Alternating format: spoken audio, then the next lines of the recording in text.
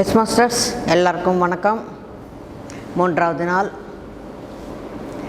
எப்போவுமே நாம் ஒரு மாஸ்டரை பற்றி நாம் தெரிஞ்சுக்குவோம். இது கர்மா என்ற கிளாஸ் என்றதுனால அந்த கர்மாவை கழிச்சுக்கிட்டு ஒரு மாபெரும் சாதனை செய்த ஒரு மகானை பற்றி நாம் தெரிஞ்சுக்கிறோம். அவர் வேறு யாரும் இல்லை, மிலாரப்பா. மிலாரப்பாவை டிபெட்டின் புத்தா என்று சொல்வார்கள். அவருடைய வாழ்க்கை முழுக்க நிறைய மாற்றங்கள், கஷ்டங்கள், இன்னல்கள், அவர் செய்யக்கூடாத தவறுகள், அது அனைத்தையும் தாண்டி தன் கர்மாவை கழித்துவிட்டு சாதனை செய்து புத்தர் என்ற நிலைக்கு வந்தவர் மிலாரப்பா. அவர் ஒரு செல்வந்தரான ஒரு குடும்பத்தில் பிறந்தார். அவங்க அப்பா ஒரு வியாபாரி, அந்த ஊர்லேயே பெரிய பணக்காரர். சின்ன வயசுலலாம் ரொம்ப ஆடம்பரமாக அவங்களுடைய வாழ்க்கை என்பது இருந்தது. மிலாரப்பாவுக்கு பிறந்த நாளுன்னா அந்த ஊரே கொண்டாடும். அவருக்கு ஒரு ராஜா மாதிரி வேஷம் போட்டு ராஜா உடையில் அந்த சிம்மாசனத்தில் உட்காந்துருக்கும் போது ஊருக்கெல்லாமே கொண்டாட்டம், ஒரு திருவிழா மாதிரி இருக்கும். எல்லாமே நல்லா போய்கிட்டு இருந்தது. மிலாரப்பாவுக்கு ஒரு தங்கச்சி கூட இருக்கிறாள். திடீர்னு அவங்களுடைய அப்பாவுக்கு உடம்பு சரியில்லாமல் போகுது. எந்த சிகிச்சையும் பலன் தரலை. அவருக்கு தெரிஞ்சு போச்சு, நாம் சில நாளில் இறந்து போகிறோன்னு. சரின்னு ஊர் பெரியவரை கூப்பிட்டு அவர் வில் எழுதுகிறாரு. தன்னுடைய சொத்து தனக்கு அப்புறமா தன்னுடைய மனைவிக்கும் தன் குழந்தைகளுக்கும் போய் சேரணும்னு வில் எழுதினாங்க. ஆனால் அவர் சொன்னபடி எழுதலை. அவருக்கு ஒரு தம்பி இருக்கிறாரு. தம்பி மனைவியும் அந்த ஊர் தலைவருக்கு லஞ்சம் கொடுத்து அவங்களுக்கு வேண்டிய மாதிரி அவங்க எழுதிக்கிட்டாங்க. அவர் அப்பா இறந்துட்டார். இவங்களுக்கு எந்த சொத்தும் வரல, ஒன்றுமே செய்ய முடியல. ஊரில் பெரியவங்களை கூப்பிட்டு கேட்டால் அவர் தான் வில்லு அந்த மாதிரி எழுதியிருக்கிறாரு, சொத்து எல்லாமே எங்களுக்கு தான் வரணும். இப்போ அவங்க சின்ன பசங்கள் இருக்கிறாங்க, அவங்களுக்கு இதெல்லாம் சொத்தை காப்பாற்ற தெரியாது. அவங்க பெரியவங்க ஆன பிறகு பார்த்துக்கலாம் சொல்லி மழுப்பிடுறாங்க. ரொம்ப ரொம்ப ரொம்ப கஷ்டப்படுறாங்க அந்த அம்மாவும் 2 குழந்தைகளும். எவ்வளவு ஆடம்பரமாக வாழ்ந்தாங்களோ இப்போ அவங்களுக்கு சாப்பாட்டுக்கு கூட வழி இல்லை. சித்தப்பாவுடைய வயலில் அவங்க வேலை செய்யணும். வேலை செஞ்சாலும் சரியான சாப்பாடு இருக்காது. ஊசி போன சாப்பாடு வாயில் வைக்கவே முடியாது. அதுவும் ஒரு நாளைக்கு ஒரு தடவை தான் கொடுப்பாங்க. என்ன செய்யணும்னு தெரியல. கோவம், யார்கிட்ட போய் கேட்டாலும் ஒன்றும் இல்லை. அவங்க சித்தப்பாவுக்கு பயந்து ஊரில் இருக்கிற ஒருத்தங்க கூட அவங்களுக்கு ஒரு துணியாக நிற்கிறதோ ஏதாவது செய்கிறதோ ஒன்றுமே செய்யலை. ரொம்ப ரொம்ப ரொம்ப கஷ்டப்பட்டாங்க. இப்போ மிலாரப்பாவுக்கு ஒரு 12-13 வயசு வந்தது. அவங்க அம்மா சொல்கிறாங்க, அந்த ஊரில் எல்லாமே இந்த மந்திரங்கள், தாந்திரிகம் இதெல்லாம் கற்றுக்கிட்டு செய்கிறது சகஜமான ஒரு விஷயம். நீ இதெல்லாம் கற்றுக்கிட்டு வான்னு சொல்லி அவனை அனுப்புகிறாங்க. அவரும் கற்றுக்கிட்டாரு. கற்றுக்கிட்ட பிறகு ஒரு நாள் வராரு, சில வருஷம் கழித்து. அவர் வரப்போ சித்தப்பானுடைய வீட்டில் ஒரு பெரிய விழா ஒன்று நடக்குது. பார்க்குறாரு என்ன செய்யணும்னு. அது ஒரு பெரிய ஒரு பில்டிங். கீழே எல்லாமே குதிரைகள் இருக்குது. ஒரு தூண் மேலே அது கட்டப்பட்டிருக்கு. அவர் எங்கேயோ தூரத்தில் இருந்து தன்னுடைய மந்திர சக்தியினால் அந்த தூணை உடைக்கிறாரு. அந்த பில்டிங் சரியுது. ஒரு 30 பேருக்கு மேலே இறந்து போகிறாங்க. அந்த ஃபங்க்ஷனே நடக்கலை. அந்த குதிரைகள் எல்லாமே ஓடிடுச்சு. எல்லாமே நடந்தது. சித்தப்பாவுக்கு சந்தேகம் வந்தது, இது அனைத்தும் மிலாரப்பா தான் செஞ்சுருக்கணும். அவன் தான் இந்த தாந்திரிக வித்தையெல்லாம் கற்றுக்கிறதுக்காக போயிருந்தான், அவன் தான் செஞ்சுருக்கான்னு. ஆனால் இதுக்குள்ளே அவங்க அம்மாவையும் அவங்க தங்கச்சியும் கூப்பிட்டு கேட்குறப்ப எங்களுக்கு ஒன்றும் தெரியாது, அவன் எப்போ வந்தான் எப்போ போனான், அவன் எங்கே இருக்கிறான்னு கூட எனக்கு தெரியாதுன்னு மறுப்பிடுறாங்க. ஊரில் எல்லாருக்கும் சந்தேகம் இருக்குது, இது மிலாரப்பா தான் செஞ்சு இருக்கணும்னு. மறுபடியும் தப்பித்து போனவர் மறுபடியும் சில நாட்கள் கழித்து, சில வருஷம் கழித்து வராரு. சித்தப்பாவை மேலே பழி தீர்த்துக்கிட்டு ஆச்சு. ஆனால் ஊர் மக்கள் எங்கள் அப்பா இருக்கிறப்ப ஊரை எப்படி பார்த்துக்கிட்டாரு, எங்கள் அப்பா எங்களை எப்படி பார்த்துக்கிட்டாரு எல்லாம் தெரிஞ்சும் கூட ஒரு வார்த்தை கூட பேசாமல் இவ்வளவு அநீதியும் செஞ்சுக்கிட்டு இருக்கிறப்ப சும்மா தானே இருந்தாங்க. அந்த ஊர் மக்கள் மேலே கோபம். மிலாரப்பா வரப்போ அங்கே வந்து மெயின் கிராப் வந்து பார்லி நல்லா விளைஞ்சிருக்கு, அறுவடைக்கு தயாராக இருக்குது. ஊர் மக்கள் மேலே பகையை தீர்த்துக்கணும்னு சொல்லி அவருடைய தாந்திரிக சக்தியின் மூலமாக இந்த ஐஸ் கட்டி மலை அது வரவழைக்கிறாரு. அந்த ஐஸ் கட்டி மலை வந்ததுமே அந்த பயிர் முழுக்க நாசனமாச்சு. ஊரில் இருக்கிற எல்லாருமே அவனை தேடுறாங்க, அடிக்கணும்னு பார்க்குறாங்க. ஒரு வருஷம் பயிர் போச்ச, சாப்பாட்டுக்கு எப்படி? இவன் தப்பிச்சுக்கிட்டு யார் கையில் சிக்காமல் இருக்கிறாரு. ஆனால் செஞ்சிட்டாரு. இப்போ வருத்தமாக இருக்குது, நம்ம என்ன செஞ்சோம்? அவங்க கஷ்டப்பட்டு பயிர் செஞ்சாங்க, நம்ம ஒரே ஒரு நொடியில் அது எல்லாமே நாசமாக்கிட்டோம். இனிமேல் அவங்களுக்கு சாப்பாடு எப்படி? இதில் எத்தனையோ குடும்பங்கள் அல்லாடி கொண்டு இருக்கிற, என்ன செய்யணும்னு சொல்லி அப்போ அவருக்கு ஒரு மன வருத்தம் வருது. இதிலேருந்து நம்ம எல்லாம் வெளிப்படணும், இதெல்லாம் நம்ம செய்யக்கூடாதுன்னு சொல்லி அம்மா கிட்ட போய் வருத்தப்படுறாரு. சரி, இனிமேல் இதெல்லாம் விட்டுடலாம், நான் வந்து நல்ல ஒரு குருவை தேடி போகிறேன், அவர்கிட்ட அனைத்தையும் கற்றுக்கொண்டு இந்த பாவத்துக்கெல்லாம் நான் பரிகாரம் தேடுறேன்னு சொல்கிறாரு. விசாரிக்கும் போது அவருக்கு மார்பா என்ற ஒரு குருவை பற்றி தெரிகிறது. அம்மாவுக்கும் தங்கச்சிக்கும் சொல்லிவிட்டு அந்த மார்பா என்ற அந்த குருவை தேடி போகிறார். அந்த மாதிரி போகிறப்ப ஒரு வயலில் ஒருத்தர் வேலை செஞ்சுக்கிட்டு இருக்கிறாரு. அவர்கிட்ட போய் இங்கே மார்பா என்றவர் இருக்கிறாராமே, அவரை தேடி போய்கிட்டு இருக்கிறேன், எப்படி போகணும் என்னன்னு கேட்குறாரு. எனக்கு தெரியும் அவரை பற்றி, உனக்கு சொல்லணும்னா நீ வந்து இந்த வயலில் வேலை செய்யணும், இன்றைக்கி ஒரு நாள் நீ வேலை செஞ்சேன்னா அவர் எங்கே இருக்கிறேன்னு நான் சொல்கிறேன்னு சொல்கிறாரு. சரி, அவரை பற்றி தெரியணும் இல்லை. வயலில் இறங்கி எல்லாமே வேலை செய்கிறாரு. வேலை செஞ்ச பிறகு அந்த பெரியவர் சொல்கிறாரு, இந்த பக்கம் இப்படி போனால் அவருடைய ஆசிரமம் வரும்னு. உடை எல்லாமே சேராக இருக்குது, எல்லாத்தையும் நல்லா கழுவிக்கிட்டு குளிச்சுட்டு போய் ஆசிரமத்துக்கு போகிறார். பார்த்தா வயலில் எந்த பெரியவரை பார்த்தாரோ அவர் தான் அங்கே உக்காந்துருக்கிறார், அவர் தான் மார்பா. அட இவரா, ஒரு குரு வயலில் இறங்கி இந்த மாதிரி வேலை செஞ்சுக்கிட்டு இருப்பாரா என்ன? நான் தெரியாமல் அவர்கிட்டயே போய் அவருடைய அட்ரஸ் கேட்டேன்னு சொல்லி போய் வணக்கம் சொல்லி உக்காராரு. நீ வருவேன்னு எனக்கு முன்னாடியே தெரியும், நேற்றே எனக்கு தகவல் வந்துடுச்சு, நீ வருவேன்னு சொல்லி மாஸ்டர் சொல்லியிருந்தாங்க. நான் ஏன் உன்னை வயலில் வேலை செய்ய சொன்னேன்னு தெரியுமா? கேட்குறப்போ ஒரு பணிவில்லை, கேட்டால் சொல்லிவிடுவாங்க, ஒரு அலட்சியமாக நீ கேட்ட, அதுங்க உனக்கு ஒரு பாடம் கற்பிக்கணும், அதற்காக தான் உன்னை வந்து நான் வயலில் வேலை செய்ய சொன்னேன். ஓகே,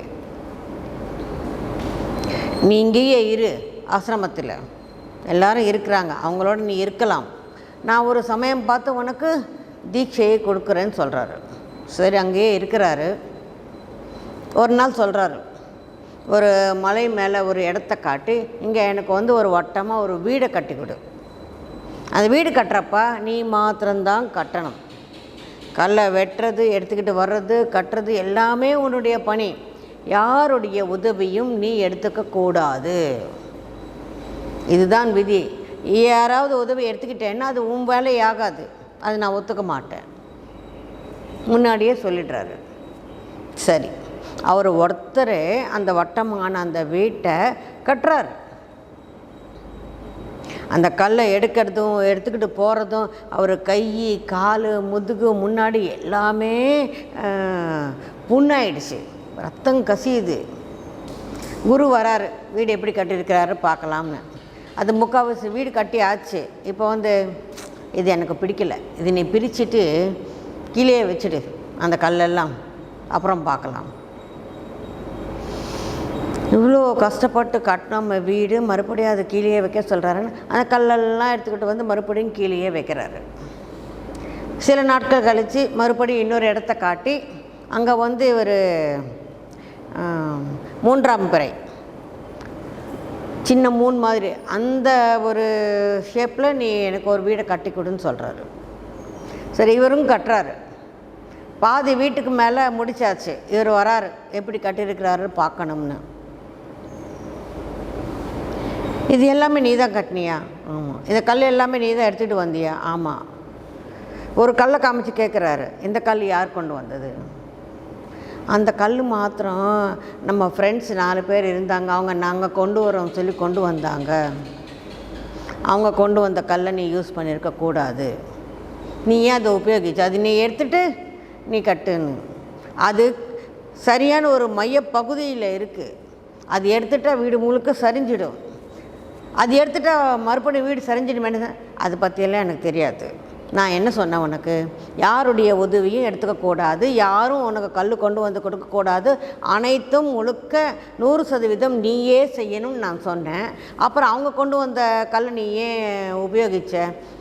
அது எடுத்துடணும். எடுத்துட்டாரு. மறுபடியும் வீடு சரிஞ்சிடுச்சு.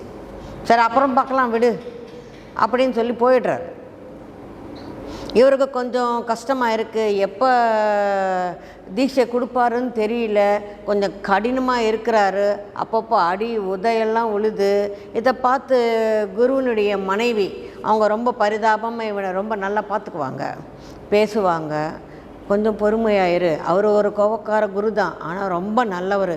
எத்தனையோ பேர் அவர்கிட்ட சிஷ்யர்களாக வந்து நல்ல நிலைக்கு போயிருக்கிறாங்க. நீ பொறுமையை காத்துக்கிட்டேரு. இன்னொரு வாட்டி வர்றாரு. எனக்கு ஒரு முக்கோண வடிவத்தில் வீடு கட்டி கொடுன்னு சொல்கிறாரு. இவரும் கட்ட ஆரம்பிக்கிறார். மறுபடியும் நல்ல கை கால் உடம்பு எல்லாமே புண்ணாகி இருக்குது, முடியல. அந்த வழியிலேயும் அவர் எல்லாத்தையும் செய்கிறாரு. பாதி வீட்டுக்கு மேலே கட்டியாச்சு. வராரு. என்ன இது? நீங்கள் தான் கட்ட சொன்னீங்களா?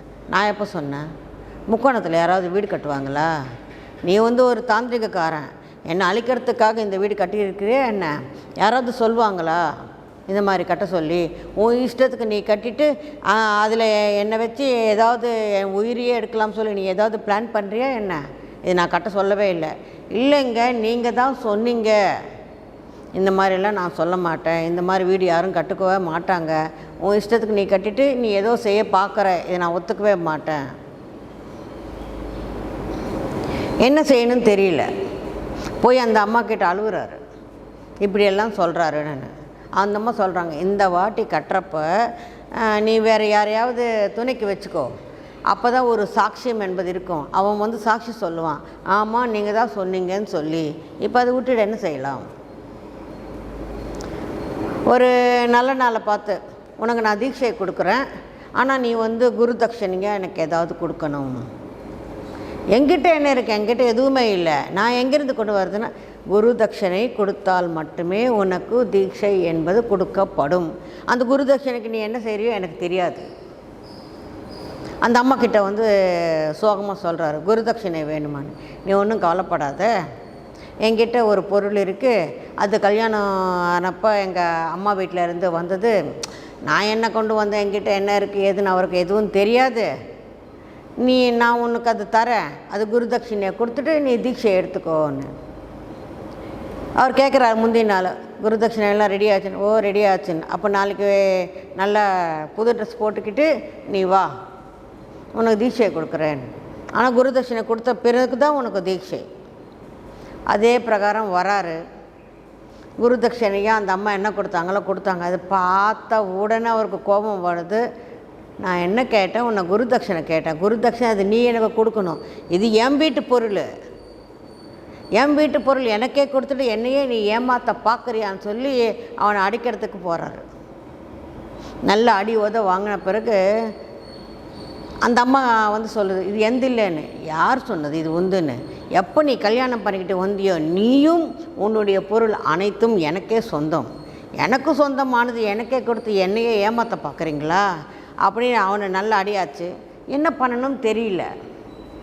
இவருக்கு வந்து நிறைய சிஷ்யர்கள் இருக்கிறாங்க. அதில் ஒரு பிரதான சிஷ்யர் வேறு ஒரு இடத்துல இருக்கிறாரு. அந்த அம்மா சொல்கிறாங்க, நீ வந்து அந்த சிஷ்யன்கிட்ட போ, இவர் தான் ஒன்றும் சொல்லித்தரலை, ரொம்ப துன்புறுத்துறாரு, எவ்வளவோ கஷ்டத்தில் இருக்கிற, அவங்ககிட்ட போய் நீ தீட்சை எடுத்துக்கிட்டு நீ என்ன சாதனை செய்யணுமோ செய்யின்னு சொல்லி ஒரு லெட்டர் எழுதி, அதில் இந்த குரு எழுதின மாதிரியே ஒரு லெட்டர் எழுதி அனுப்புகிறாங்க. அது பார்த்த உடனே இவருக்கு சந்தேகம் வருது. அங்கே போகிறாரு. இந்த குரு ஏன் இவனை நம்மக்கிட்ட அனுப்பிச்சாரு, அவரே ஏன் தீட்சை கொடுக்காம நம்மக்கிட்ட அனுப்பிச்சதுக்கு காரணம் என்ன, இத்தனைக்கும் இந்த லெட்டர் அது சரிதானா, அவருக்கு சந்தேகம் வருது.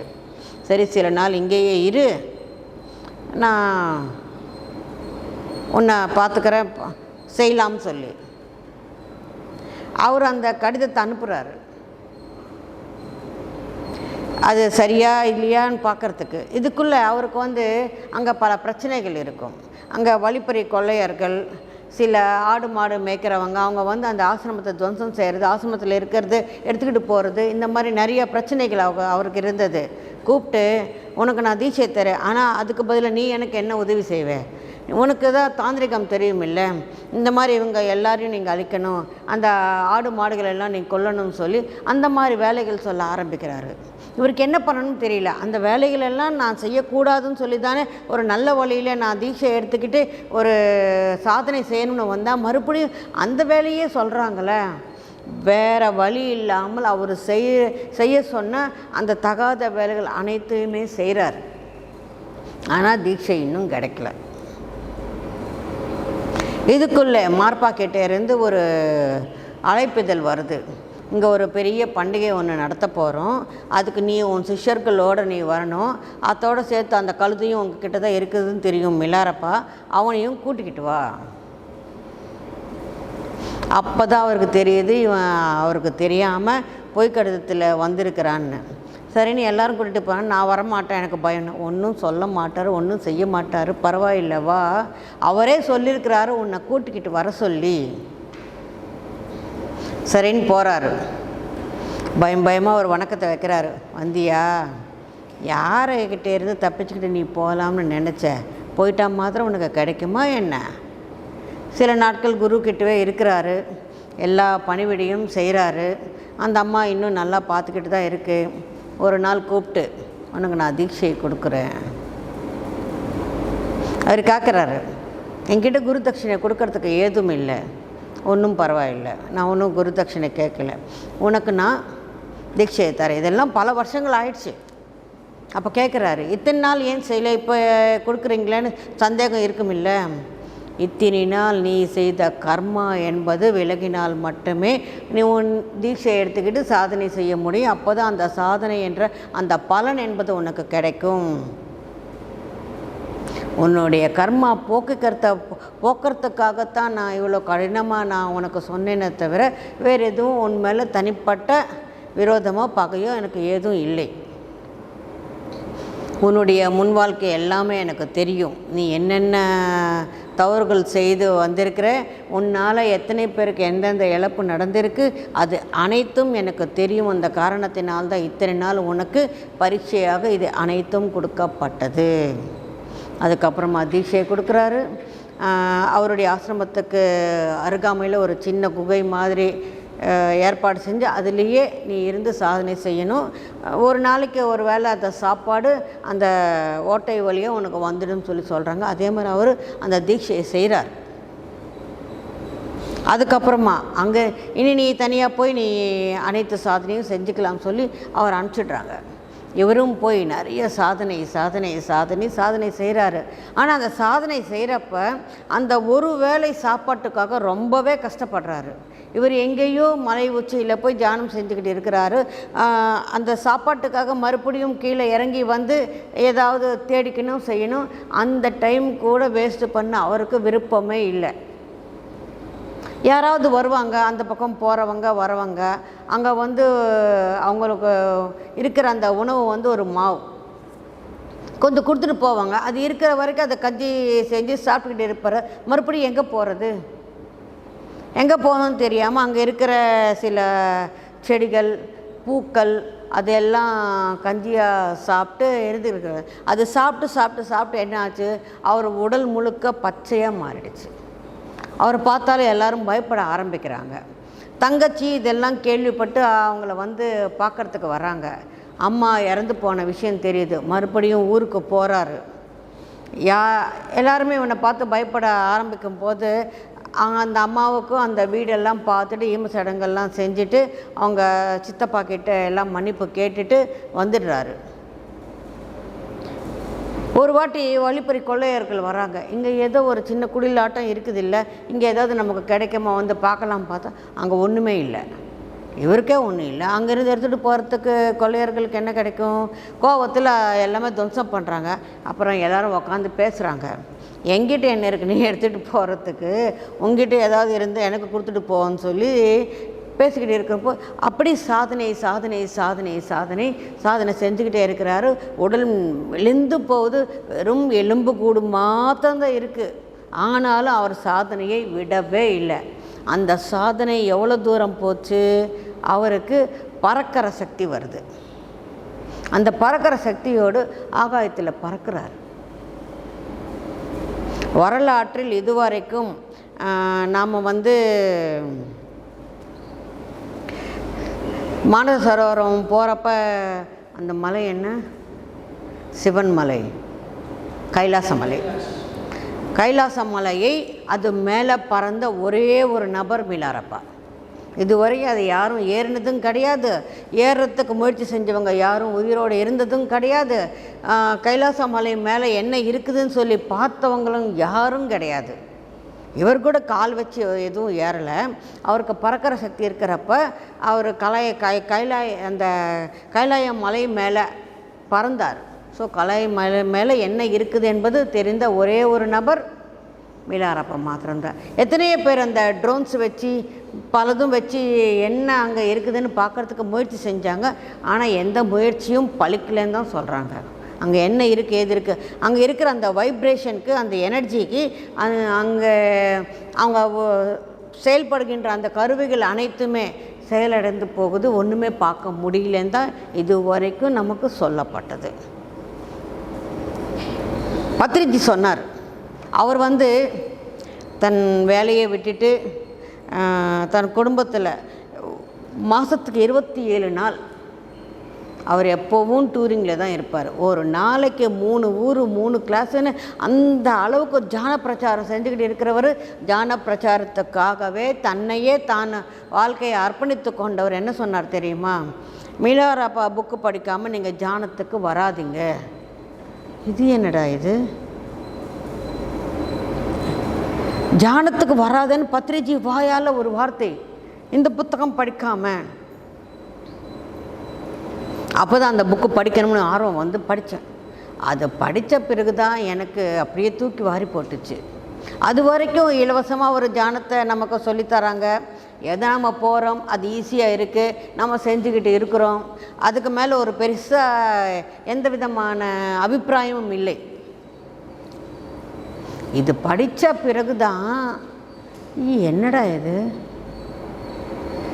ஒரு ஜானத்திற்காக எவ்வளவு கஷ்டப்பட்டார், எவ்வளோ தூரம் பயணித்தார், எவ்வளவெல்லாம் உடல் புண்ணாகி ரத்தம் கசிந்தது, எத்தனை வருஷங்கள் காத்துக்கிட்டு இருந்தார், எவ்வளோ கஷ்டப்பட்டு அவருக்கு ஒரு ஜானம் கிடைச்சது.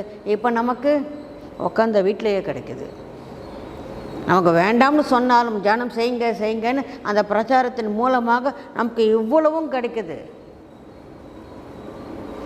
அந்த புக்கு படித்த பிறகு தான் எனக்கு ஜானத்து மேலேயும் பத்ரிஜி மேலேயும் இந்த ஆன்மீக மன்றத்து மேலேயும் ஒரு மதிப்பு மரியாதை ஒரு கௌரவம் என்பதே வந்தது. அது வரைக்கும் நான் அசால்ட்டாக சும்மா தானே சொல்லித்தராங்க, ஃப்ரீயாக சொல்லித்தரப்பா, இதில் என்ன இருக்குல்ல. இந்த மிலாரப்பா புக்கு தமிழில் கூட இருக்குது, நீங்கள் எல்லோரும் படிக்கணும். இதுலேருந்து நாம் தெரிஞ்சுக்க வேண்டியது என்னன்னா, நம்ம கர்மா கழிகிற வரைக்கும் நமக்கு ஏதும் நல்லது என்பது இங்கே நடக்கிறதுக்கு வாய்ப்பு மிக கம்மியாக இருக்கும். ரெண்டாவது, இந்த கர்மாவை கழிப்பதற்கு என்னென்ன இருக்குது அது அனைத்தையுமே நாம் பார்க்கணும். மூன்றாவது, நாம் ஒரு சாதனை செய்யணும், நல்ல ஒரு மாஸ்டராக ஆகணும்னு சொல்லி நாம் நினைக்கிறப்ப அதற்கு முன் நாம் எப்பேற்பட்டவனாக இருந்தாலும், எந்த விதமான செயல்கள் செய்து கொண்டு இருந்தாலும், எந்த மாதிரியான தீய செயல்களில் ஈடுபட்டு இருந்தாலும், தாந்திரிகம் கற்றுக்கிட்டு இருந்தாலும், அனைத்தும் செஞ்சிருந்தாலும், இப்போது நம்மளுடைய அந்த ஒரு பாவனை, யோசனை நம் வாழ்க்கையே மாற்றுது. நான் இதெல்லாம் செஞ்சிட்டேனே, யார் வேண்டும், அதுக்காக தான் யார் வேண்டுமானாலும் தியானத்துக்கு வரலாம், அனைவரும் தியானத்திற்கு தகுதி உடையவர்களே. நீங்கள் கொலைக்காரங்களா, கொலைக்காரங்களா, இல்லை ஊரை ஏமாத்துறவங்களா, மோசக்காரங்களா, எப்பேற்பட்டவராக இருந்தாலும் சரி, அனைவரும் தியானத்துக்கு தகுதி உடையவர்களே. இது மிலாரப்பா வாழ்க்கையிலிருந்து நாம் கற்றுக்க வேண்டிய ஒரு விஷயம். எத்தனையோ புத்தகங்கள் எழுதினார், எத்தனையோ ஆசிரமங்கள் இருக்குது, எத்தனையோ சொற்பொழிவுகள் இருக்குது. நாம் முயற்சி செய்தால் முயற்சி திருவினையாக்கும். நம்ம பெரியவங்க சொல்லியிருக்கிறாங்க. முயற்சி செய்தால் நாம் எந்த இடத்தில் இருந்தாலும், எந்த நிலையில் இருந்தாலும், அதிலிருந்து நம்மளால் ஒரு மாஸ்டராக நம்ம உருவாக முடியும். அந்த கர்மாவை அனைத்தும் ஒரே பிறவியில் அனைத்துமே அவர் கழித்து விட்டார். அதுக்கப்புறமா ஒரு புத்தர் என்ற அந்த நிலை எப்படி வந்தது? எப்பொழுது தான் கற்றுக்கொண்டதை அனைவருக்கும் கற்பித்து எத்தனையோ ஆசிரமங்கள், எத்தனையோ சிஷ்யர்கள், எத்தனையோ பேரை உருவாக்கினார். இது நமக்கு அவருடைய வாழ்க்கையிலிருந்து நம்ம தெரிந்து கொள்ள வேண்டிய ஒரு பாடமாக இருக்குது. இந்த தியான பிரச்சாரம் என்பது நம்ம கர்மாவிலிருந்து நாம் விடுபடுவதற்கு ஒரு பெரிய காரணமாக இருக்குது. கர்மா என்பது என்ன? அதாவது கெட்ட கர்மா என்பது என்ன? நாம் சிலருக்கு ஒரு தீங்கை செய்து விட்டோம், ஒரு இழப்பை நம்மளால் வந்தது, அவங்களுக்கு ஒரு மன கஷ்டம் வந்தது, அவங்கள நாம் பழிச்சுக்கிட்டோம், அவங்கள நாம் விரோதியாக பார்த்தோம், நம்மளால் அவங்களுக்கு எத்தனையோ நடந்தது. இது அனைத்தும் நாம் இன்னொருத்தருக்கு தியானம் கற்பிப்பதன் மூலம் இந்த கர்மாவிலிருந்து நாம் வெளிவரலாம். ஒருத்தருக்கு தியானம் சொல்லி முழு கர்மாவிலேருந்து வெளிவர முடியாது. நம்ம தியான பிரச்சாரம் செய்ய செய்ய செய்ய இந்த கர்மாவிலேருந்து நம்ம வெளிவரலாம். ரெண்டாவது சேவை. இந்த மாதிரி க்ஷேத்திரங்களுக்கு வந்து நாம் ஒரு 20 நாளோ 40 நாளோ 60 நாளோ உங்களால் எவ்வளோ முடியுதோ வந்து நீங்கள் இங்கே சேவை செய்யும் போது அந்த சேவை என்பது உங்களுக்கு ஒரு புண்ணிய கர்மாவாக மாறுகிறது. ஏன்னா நாம் நம்முடைய நேரத்தை இங்கே கொடுக்குறோம், நம்மளால் வேண்டிய ஒரு உதவியை கொடுக்குறோம். நாம் மற்றவங்களுக்கு செய்கிற சேவை விட இங்கே சாதனை செய்வதற்கு வருகின்ற அந்த சாதனையாளர்களுக்கு செய்கிற சேவை என்பது சேவையில் உத்தமமானது. எங்கே வேணாலும் போய் சேவை செய்யலாம். ஒரு முதியோர் இல்லத்துக்கு போய் செய்யலாம், ஒரு அநாத இல்லங்களுக்கு போய் அங்கே இலவசமாக அவங்களுக்கு படிப்பு சொல்லித்தரலாம், ஒரு டியூஷன் சொல்லித்தரலாம். முதியோர் இல்லங்களுக்கு போய் அவங்களுக்கு என்னென்ன முடியலையோ, அவங்களுக்கு உட்கார முடியலையா, இல்லை எழுந்து பாத்ரூம் போக முடியலையா, அவங்கள கூட்டிகிட்டு போய் அவங்களுக்கு வேண்டிய உதவி எல்லாமே செய்யலாம்.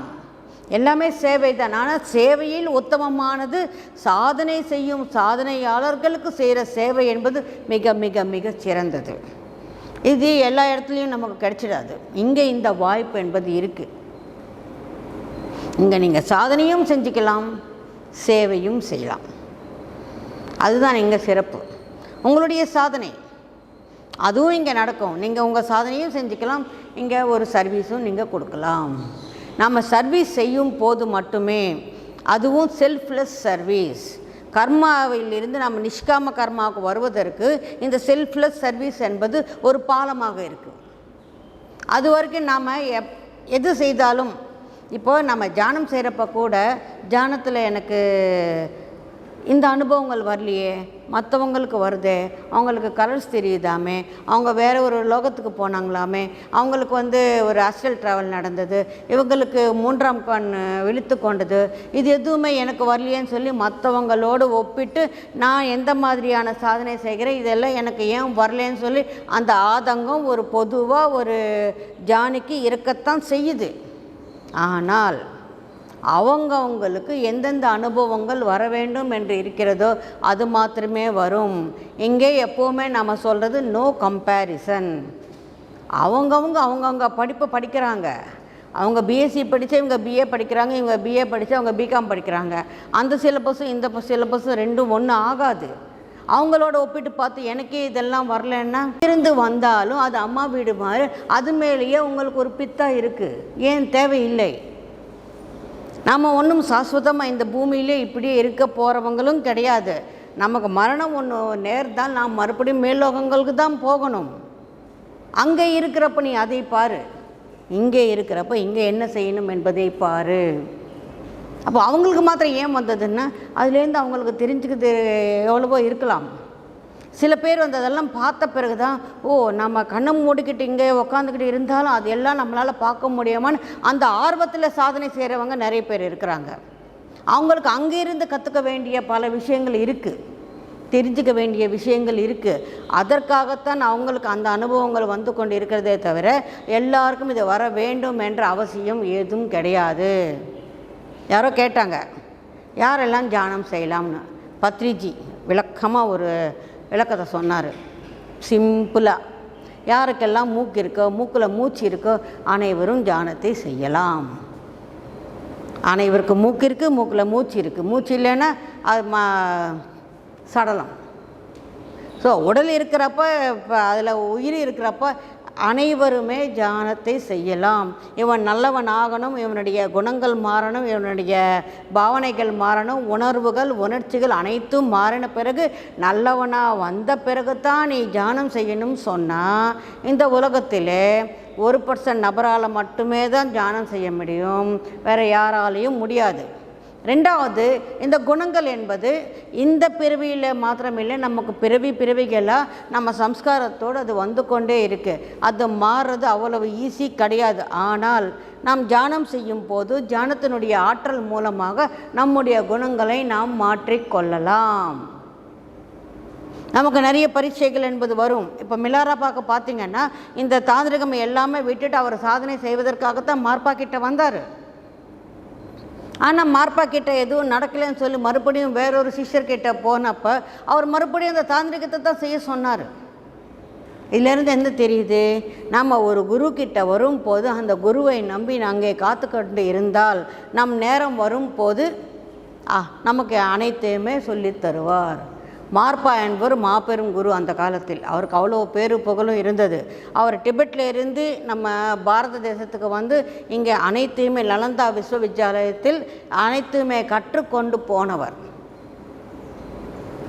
ஸோ மை டியர் மாஸ்டர்ஸ், நம்முடைய புண்ணியத்தின் காரணமாக நமக்கு ஒரு நல்ல தியானம் என்பது கிடச்சிருக்கு. ஒரு நல்ல ஆன்மீக மன்ற இயக்கத்துக்கு நம்ம வந்திருக்கிறோம். ஒரு நல்ல குரு நமக்கு வழிகாட்டி இருக்கிறாரு. இவை அனைத்தும் நாம் பயன்படுத்தி கொண்டு இந்த பிறவியையே நாம் வந்து ஒரு நல்ல ஆசானா வரத்துக்கு அனைத்து வாய்ப்புகளும் இங்கே இருக்குது. ஸோ இந்த வாய்ப்பை நாம் பயன்படுத்தி கொண்டு நாமும் கூட ஒரு புத்தர் போல, ஒரு மிலாரப்பா போல, பத்ரிஜி எப்பவுமே சொல்கிறாரு அனைவருமே பத்ரிஜி ஆகணும். முதல் தடவையாக அந்த வார்த்தையை கேட்கும் போது அப்படியே தூக்கி வாரி போச்சு. அவர் எங்கே இருக்கிறாரோ நாம் கூட அந்த மாதிரி மாற முடியுமான அதுதான் ஒரு குருவினுடைய நோக்கம். அனைவரும் தன்னை போல் ஆக வேண்டும். இங்கே யாரும் சிஷ்யர்கள் என்பது கிடையாது, அனைவரும் குருமார்களே.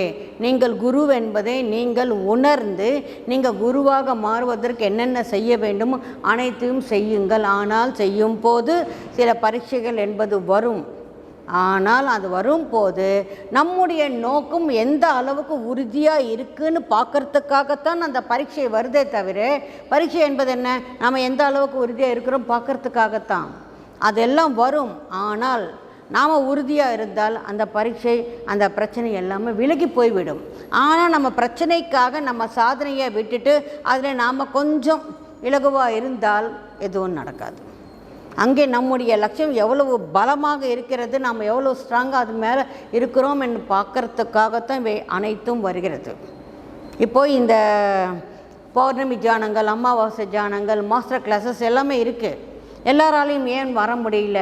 அதுக்கு நம்ம வந்து பல பிரச்சனைகள், வர முடியாத காரணங்கள் சொல்கிறோம். ஆனால் நீங்கள் உறுதியாக இருந்தால் இந்த இயற்கை உங்களுக்கு ஒத்துழைக்கும். கண்டிப்பாக நீங்களால் வர முடியும். முடியும் என்ற ஒரு உறுதி முதல்ல நம்ம மனசுக்குள்ளே வரணும். அதுக்கப்புறமா நீங்கள் எவ்வளோ உறுதியாக இருக்கிறீங்களோ அதன்படி உங்களுடைய சூழ்நிலைகள் அனைத்தும் மாறி உங்களுக்கு உங்கள் வாய்ப்புகளை தரும். வாய்ப்புகள் வரும்போது அந்த வாய்ப்புகளை பயன்படுத்தி கொள்வது தான் மனிதனுடைய இயல்பான ஒரு இன்டெலிஜென்ஸ். ஸோ நமக்கு எல்லா மாநிலங்களிலேயும் இந்த மாதிரி பெரிய பெரிய க்ஷேத்திரங்கள் என்பது இல்லை. ஆனால் தமிழ்நாட்டில் நமக்கு இப்போது இங்கே ஒரு அகத்தியர் மகா பிரமிட் க்ஷேத்திரம் என்பது உருவாகி இருக்குது. இங்கே ஒரு 4 பிரமிடு இருக்குது.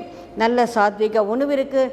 இங்கே வந்து நாம் சாதனை செய்து இந்த இயற்கையில், ஏன்னா இயற்கையில் செய்யும் போது அது 3 மடங்கு சக்தி ஜாஸ்தி, பிரமிடில் உட்காந்து செய்யும் போது 3 மடங்கு சக்தி ஜாஸ்தி, அதில் கூட்டு தியானம் செய்யும் போது 3 மடங்கு சக்தி ஜாஸ்தி. நாம் சேவை செய்து கொண்டே நம்ம தியானம் செய்யும் போது அதுக்கும் 3 மடங்கு சக்தி ஜாஸ்தி. நீங்கள் எத்தனை 3 மடங்கு வேண்டுமானாலும் இங்கே உபயோகித்து கொள்ளலாம். ஸோ இந்த வாய்ப்பை யாரும் நழுவ விடாமல் அனைவரும் சாதனை செய்து ஆன்ம ஞானத்தை தெரிந்து கொண்ட ஞானத்தை நம் வாழ்க்கையில் நாம் இம்ப்ளிமெண்ட் செய்து அதன்படி நாம் ஒரு ஆசானாக வாழ்ந்தால் நிச்சயமாக நாமும் கூட ஒரு புத்தராக மாற முடியும், ஒரு பத்ரிஜியாக மாற முடியும். Thank you my dear friends.